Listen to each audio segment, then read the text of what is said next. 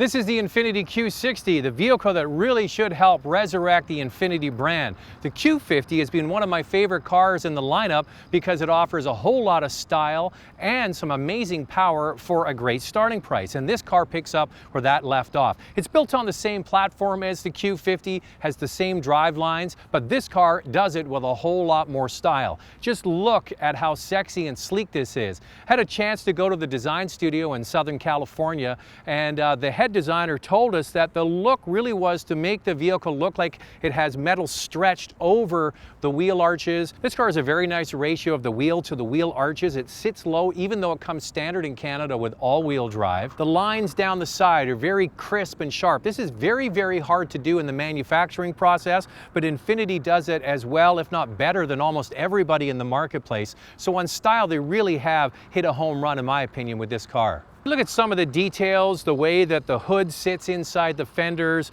the gaps between the panels are oh so tight. I love the headlight display and the grille. I think it's a very smart looking car. The crease that runs down the side has a sweeping athletic look to it, and from the back has a very nice appeal. It really does, in some angles, remind me of the 4 Series from BMW. But this is Infiniti all through and through. On the inside is in some ways class above.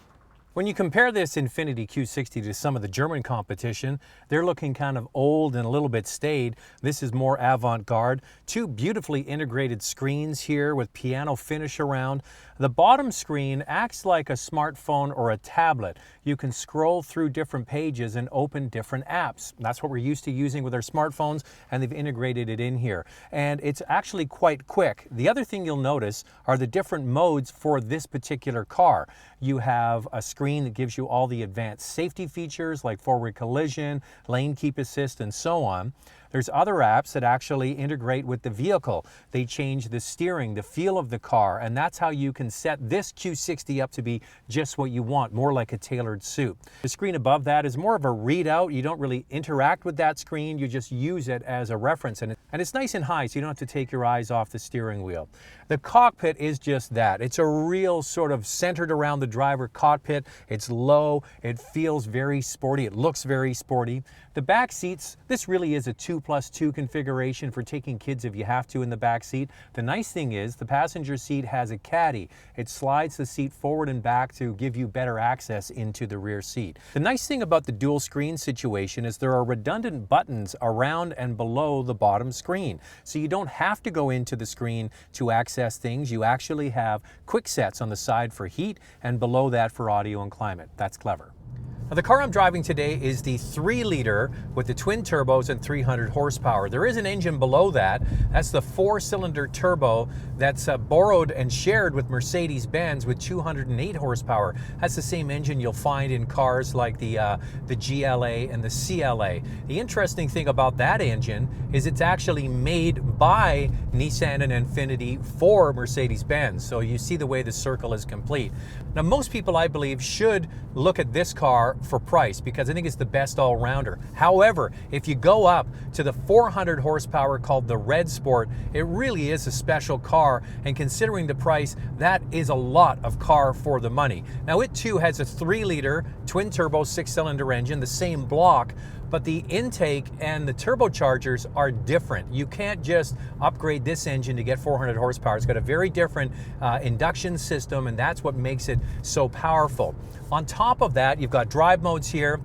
You can go from eco to standard, sport, and then personal, lets you dial in exactly what you want.